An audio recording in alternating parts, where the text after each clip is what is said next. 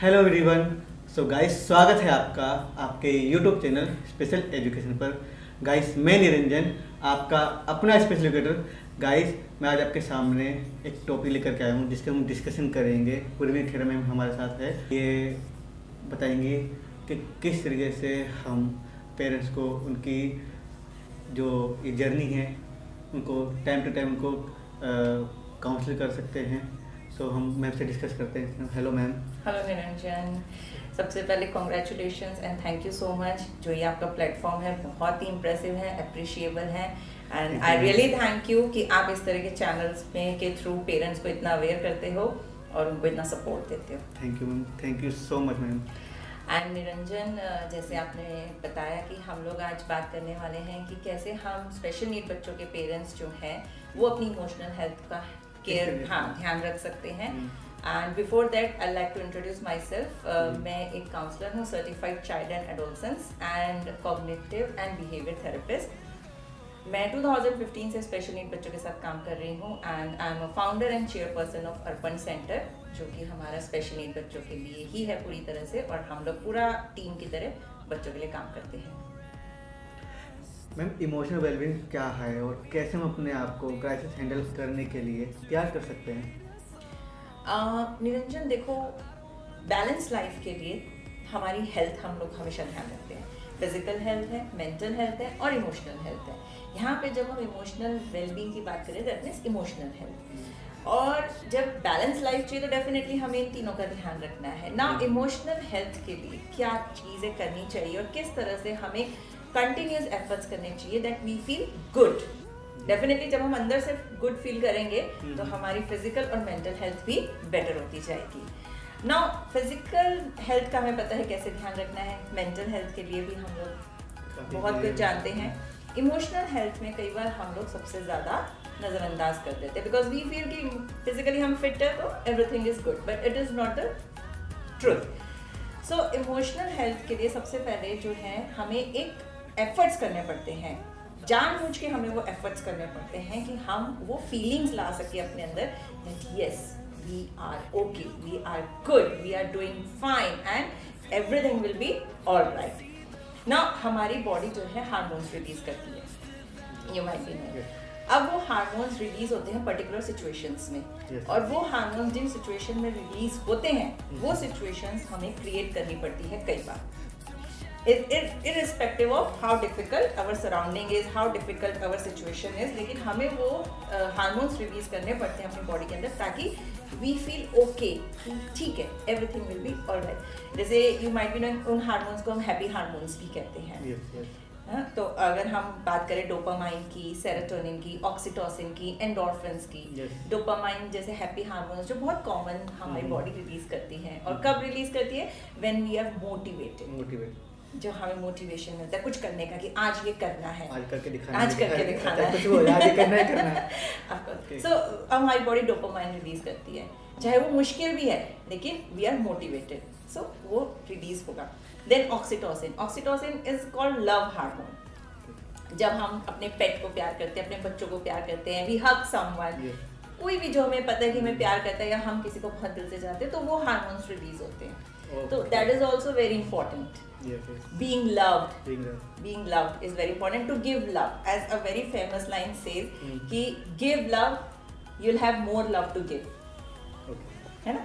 तो ज़्यादा से ज़्यादा प्यार दो एंड वो हार्मोन्स रिलीज होंगे and you feel fantastic about your life. उसके बाद हमारे बॉडी में आते हैं जो बहुत इंपॉर्टेंट है, वो है सेरोटोनिन।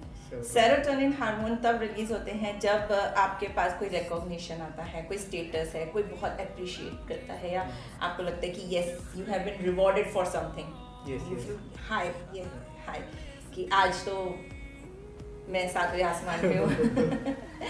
सो वो सेरोटोनिन बहुत इंपॉर्टेंट है कि हमारी बॉडी में आता रहे, रिलीज होता रहे। देन एंडोर्फिन्स करके है, एंडोर्फिन्स बहुत इंपॉर्टेंट होता है क्योंकि, और वो तब रिलीज होता है जब उसे हम कहते हैं नेचुरल पेन रिलीवर। जब आप स्पोर्ट्स करते हो, एक्सरसाइज करते हो, राइगरस करते हो, आपकी मसल्स पेन हो रही है, लेकिन जब आप बैठोगे आपकी हार्ट बीट बहुत तेज होने के बाद एकदम नॉर्मल आएगी, you will feel calm, serene, good. तो वो एंडोर्फिन्स। ना ये एफर्ट्स हमको खुद करने पड़ते हैं, ये अपने आप रिलीज नहीं होते, ये एफर्ट्स हमें करने पड़ते हैं। सिचुएशन मुश्किल है, उस टाइम पे भी ये एफर्ट्स अगर हम करेंगे तो हमारी इमोशनल हेल्थ डेफिनेटली बेटर रखी जाएगी। तो मैम मेरा नेक्स्ट क्वेश्चन है कि एक स्पेशल नीड चिल्ड्रन के अभिभावक बहुत सारी भावनाओं के भंवर में अपने आप को पाते हैं, वे कौन कौन सी फीलिंग से गुजरते हैं? निरंजन देखो, जब भी किसी पेरेंट के बच्चे को डायग्नोज होगा कि वो स्पेशल नीड बच्चा है, तो बहुत सारी, सबसे पहले तो नेगेटिव फीलिंग्स आती हैं, बहुत सारी फीलिंग्स आती हैं जिसमें नेगेटिविटी डेफिनेटली बहुत स्ट्रॉन्ग होती है। उसमें कैसे तुम्हारे कारण हुआ, कई बार इसमें पेरेंट्स एक दूसरे को ब्लेम करते हैं। हाँ, ये तो बहुत कॉमन है, लेकिन सबसे पहले फीलिंग्स जो बहुत सारी फीलिंग्स आती है, उसमें जो मेन फीलिंग्स आती हैं इमोशनली, जो उनको बहुत ड्रेन कर देती हैं, वो they are disheartened, they are sad, they are in fear, they are confused, they are hopeless, they are in anger, anxiety, it's a loss of dreams actually. Okay. जब भी डायग्नोस होता है, अभी उनको ये नहीं पता कि किस लेवल पे है क्या है, लेकिन उनको पता है कि something is there and which needs extensive care. तो वो जो फीलिंग्स आती है वो उनको पूरी तरह से ड्रेन कर देती है। उसके बाद सबसे बड़ा जो आता है वो दे ब्लेम देमसेल्व्स, वो गिल्ट कि ये क्या हमारी वजह से हुआ है, व्हाट इज इट। जब फाइनली उनको पता चलता है कि इट इज जेनेटिक, वहाँ पे ये प्रॉब्लम सबसे बड़ी हो जाती है कि दे ब्लेम देमसेल्व्स कि जेनेटिक मीन्स जीन्स में। जैसे ऑटिज्म है, ऑटिज्म इज जेनेटिक, लेकिन आज तक ये नहीं पता चला है कि which gene is responsible for it, but parents blame themselves कि कौन से हमारे ऐसे जीन्स है जिसकी वजह से हमारे बच्चे में ये मुश्किलें आई हैं। सो ये फीलिंग्स बहुत ही स्ट्रेसफुल होती हैं, दे आर रियली पेनफुल, लेकिन इनको हैंडल किया जा सकता है, धीरे धीरे इनसे बाहर निकला जा सकता है, और बच्चे के साथ जैसे जैसे पेरेंट्स काम करते हैं ये ओवरकम की जा सकती है फीलिंग्स। जो लाइफ है, जैसे ही डायग्नोस होता है कि डिसेबिलिटी है किसी भी तरह की, चाहे इंटेलेक्चुअल है चाहे फिजिकल है, तो एक लाइफ रोलर कोस्टर की तरह दिखने लगती है। बहुत अप्स एंड डाउन्स आएंगे जब बच्चे को वो बड़ा करेंगे, क्योंकि अलग अलग तरह के एक्सपीरियंसेस होंगे, अलग अलग तरह के फियर आएंगे, अलग अलग तरह की कन्फ्यूजन्स आएंगी कि क्या बच्चे से जो है कि बिल्कुल नॉर्मल है या कुछ, मतलब कैसे क्या करने पे हम उसको और बेहतर बना पाएंगे, कहीं हमसे और गलतियां ना हो जाए, या हम लोग जो भी सोचे इसके बारे में सही तरीके से सोचे, बिकॉज बहुत सारी चीज़ें अवेलेबल है। राइट पाथ, वो गाइडेंस बहुत ज़रूरी है, वो असिस्टेंस बहुत ज़रूरी है। तो क्या होता है कि ये जो फीलिंग होती है ना, ये मोर और लेस बिल्कुल ऐसी फीलिंग होती है कि जब हम अपने किसी बहुत ही नियर वन को खो देते हैं, तो डिनायल होता है कि नहीं, ऐसे हमारे साथ नहीं हो सकता, दिस इज़ नॉट पॉसिबल, और फिर एंगर आता है, कन्फ्यूजन आती है, एंग्जाइटी आती है, गिल्ट, एंड देन बहुत आराम से जब धीरे धीरे धीरे होता है तब फाइनली एक्सेप्टेंस आ जाती है, एंड देन उस चीज़ को हम मानना शुरू कर देते हैं कि हाँ it is there, now we have to work towards it. So इसमें क्या होता है कि जैसे जैसे पेरेंट्स आगे बढ़ते हैं और बच्चे के साथ काम करते हैं, पेरेंट्स के अंदर मैंने हमेशा देखा एक ह्यूज ट्रांजिशन आता है, ह्यूज ट्रांजिशन, क्योंकि जहाँ पे वो फीलिंग शुरू हुई थी फियर, कंफ्यूजन, डिनायल और एंगर से, धीरे धीरे जब वो बच्चे के साथ काम करते हैं और सब मिलके करते हैं फैमिली में, तो सबसे ज़्यादा हम देखते हैं कि जो पेरेंट्स की लव एंड एक्सेप्टेंस है वो बढ़ जाती है, ability to love and to accept वो बढ़ जाता है, फैमिली टाई स्ट्रॉन्ग हो जाती है बहुत ज़्यादा, आपस में सब मिलके बच्चे के लिए कर रहे हैं, चाहे सिबलिंग्स हैं, चाहे ग्रैंड पेरेंट्स हैं, चाहे अंकल हैं, आंट्स हैं, सब बच्चे के लिए करते हैं मिलके। उसके बाद धीरे धीरे पेरेंट्स ये भी फील करने लग जाते हैं कि छोटी छोटी अकम्पलिशमेंट्स भी बहुत बड़ी हैं, बहुत बड़ा जॉय देती है। हाँ, दे फील प्राउड, छोटी छोटी अकम्पलिशमेंट्स जो भी बच्चे की है, they feel proud about it, तो ये भी सीखते हैं। एंड उसके बाद जो फाइनली सीखते हैं वो ये है कि अंडरस्टैंडिंग बढ़ जाती है उनकी नॉलेज उस चीज़ के बारे में वो और जानने की कोशिश करते हैं, वो भी बढ़ जाती है। सो ये ट्रांजिशन बहुत ज़रूरी है और आता है, बट ये हर एक के अपने पेस में आता है। कुछ पेरेंट्स बहुत जल्दी एक्सेप्ट कर लेते हैं, कुछ पेरेंट्स में टाइम लगता है। तो माय नेक्स्ट क्वेश्चन आपसे, नेगेटिव फीलिंग जैसे इनकार, उदासी से कैसे डील करा जा सकता है? हाँ, क्योंकि अभी हमने बात की निरंजन की, जब इस तरह की फीलिंग्स आती हैं शुरुआत में तो बहुत ज़्यादा पेनफुल और स्ट्रेस लेके आती है। इनको हैंडल करना बहुत ज़रूरी है, क्योंकि आगे वाली जितनी भी बहुत रोलर कोस्टर की तरह, जैसे मैंने बताया, बहुत अप्स एंड डाउन भी होने वाले हैं. So parent need to prepare themself, they need to be ready for this challenge कि it's okay, it is there, now what next.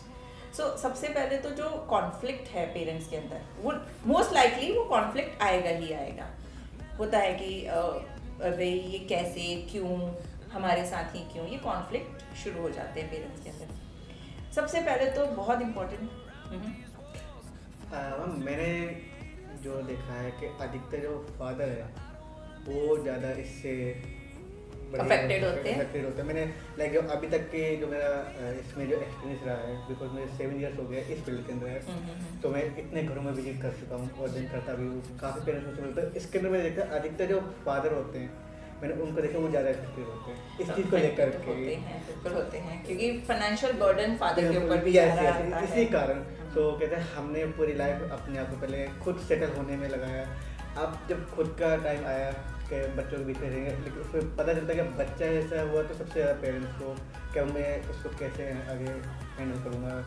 उनकी पता चलता है कि उनकी एक थेरेपी नहीं हुई, मल्टीपल स्टेप्स आने हैं, हर एक चीज़ के अलग अलग थेरेपी बन जाते हैं. Very true. सो इसलिए को देखते हुए मैं आपके पास बात तो इसलिए मैंने कट करी, बिकॉज सबसे ज़्यादा जो मैंने इफेक्टेड देखो फादर को देखा. फादर के ऊपर हमेशा से ही, चाहे किसी भी फैमिली में हो, बर्डन हमेशा थोड़ा सा एक्स्ट्रा रहता है, क्योंकि फाइनेंशियल केयर उनके पास होती है. बिकॉज मदर तो फिर भी चलो कोई नहीं, अपना इमोशनली वो ड्रेन हो जाती है. फादर इमोशनली भी, फाइनेंशियली भी, फिजिकली भी, क्योंकि एक्स्ट्रा अर्निंग्स की Yes, yes. करनी पड़ती है, तो फिजिकली भी वो काफ़ी ज़्यादा. हालांकि मदर भी फिजिकली, मदर बोलती है, मैं क्या मदर नहीं होती, मदर बोथ. बोलती है. बट उसके अंदर थोड़ा सा अगर मैं देखूँ कहीं ना कहीं फादर को ज़्यादा मुझे ऐसा लगता है कि जो आपने कहा कि फाइनेंशियली उनको पूरा देखना है, कि हमको घर चलाना है, बच्चे की मोस्टली यस. तो क्योंकि स्पेशल नीड बच्चे में एक पेरेंट को तो पूरी तरह से बच्चे के साथ रहना पड़ता है. बिल्कुल. और अगर एक अर्न कर रहा है तो एक को उसकी केयर के लिए हमेशा 24 घंटे उसके साथ रहना ही रहना है, छोड़ नहीं सकते. मतलब हो सकता है दोनों वर्किंग पहले हो, लेकिन जब बच्चा अगर स्पेशल नीड है तो एक को हमेशा साथ में रहना पड़ता है. तो वो बर्डन जो है किसी एक के शोल्डर्स पे आ जाता है, may be father, may be mother, usually it's father. Yes yes. तो ये बहुत ही ऑब्वियस है कि वो आएगा ही. इमोशनल स्ट्रेस भी है, फाइनेंशियल स्ट्रेस भी है, और फिजिकल स्ट्रेस भी आ जाता है. इसी को तो हैंडल करना सीखना है. That is the difficult part. हाँ, इसी को हैंडल करना सीखना है. तो जो हम बात कर रहे थे कि वो जो कॉन्फ्लिक्ट्स अराइज होते हैं, it is very very difficult to handle sometimes. लेकिन इसमें कुछ चीज़ें हैं जो पेरेंट्स को शुरू कर देनी चाहिए. जैसे ही उनके पास एक्सेप्टेंस आता है, it is there, now what next. सबसे पहली चीज़ है, वेरी इंपॉर्टेंट चीज़, they must stop blaming themselves. It's not their fault. It's not their fault. Obviously, it's not their fault. सबसे पहली चीज़ ये है. जब उन लोगों को ये पता चल जाएगा it's not our fault, then they'll be ready to work. जब तक वो इस गिल्ट में रहेंगे, उनकी बॉडी ही उनका साथ नहीं देगी. बिल्कुल. सबसे पहले उनको इस गिल्ट से बाहर निकलना है. It's not their fault. It's no one's fault. किसी की गलती नहीं है, ना बच्चे की, ना पेरेंट्स की, ना भगवान की, किसी की गलती नहीं है मेरे हिसाब से. It is there. जैसे बाकी चीज़ें हैं दुनिया में, it is there, it is unchangeable. लेकिन हाँ, हम उसको और थोड़ा सा बेहतर बना सकते हैं अपनी कोशिशों के साथ. दूसरी चीज़ है, पेरेंट्स को अपने परसेप्शंस को चेंज करना है. अपने परसेप्शंस को कैसे चेंज कर सकते हैं? जब वो देखेंगे कि आसपास और भी हैं जो सफ़र कर रहे हैं, जो हमारी तरह हैं, जो काम कर रहे हैं, जो अपने बच्चों के साथ कंटिन्यूसली लगे हुए हैं. वो उन परसेप्शंस को उनको चेंज करना है. ये नहीं सोचना कि मेरा बच्चा ऐसा, मेरे नेबर का बच्चा तो नहीं है, मेरे रिलेटिव्स में किसी का नहीं है तो मेरा बच्चा नहीं. ये देखा जाता है कि पेरेंट्स अपने आप को बिलीव ज़्यादा करते हैं. वो देखो ऑब्वियस है, हाँ, वो बहुत नेचुरल है फीलिंग. बस उसी को हैंडल करना है, और बहुत इंपॉर्टेंट है कि उससे वो बाहर निकले ताकि वो आगे काम कर सके. परसेप्शन धीरे धीरे चेंज करेंगे. अब परसेप्शन और कैसे चेंज हो सकता है? परसेप्शन चेंज हो सकता है जब दिल रीड मोर अबाउट दिस. अब उनको एक्चुअल फैक्चुअल जो चीज़ें हैं ना, उनको देखना है, उनको कलेक्ट करना है, गैदर करना है कि ठीक है ये है, बट ये ऐसे है तो मैं इसमें और कैसे काम कर सकूँ. साइंटिफिक जो फैक्ट्स हैं उनको कलेक्ट करना है और उसके मुताबिक काम करना है. इसमें क्या होता है, कई बार हम देखते हैं कि बहुत जब कॉन्फ्लिक्ट्स राइज होता है तो हमारा डिफेंस मैकेनिज्म हमें सर्वाइवल टेक्निक देता है, और इस सिचुएशन में जो सर्वाइवल टेक्निक्स है बहुत इनअप्रोप्रिएट हो जाती है कई बार.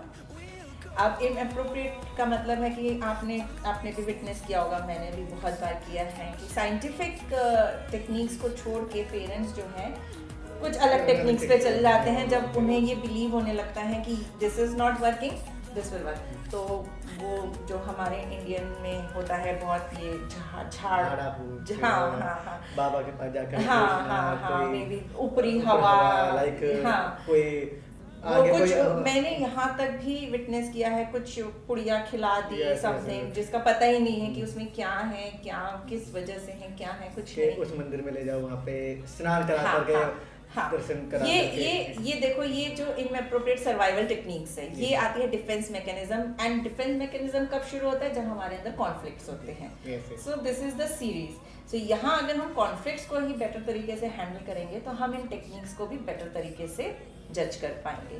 सो दिस इज मोर इम्पॉर्टेंट, और यही सबसे पहला स्टेप है किसी भी तरह के जो ये फीलिंग्स हैं, नेगेटिव फीलिंग्स हैं, उनको हैंडल करने का।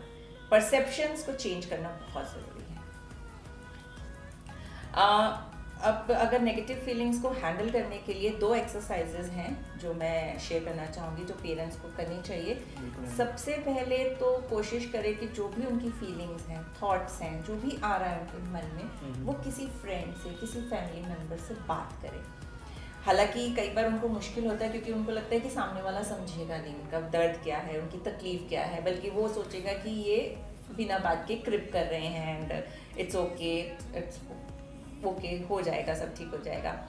लेकिन it is very important to talk to someone. कोई भी एक फ्रेंड हो, कोई भी एक ऐसा फैमिली मेम्बर हो जो लगे कि जिससे वो बोल सकते, चाहे वो एक ही है, उससे बात करें।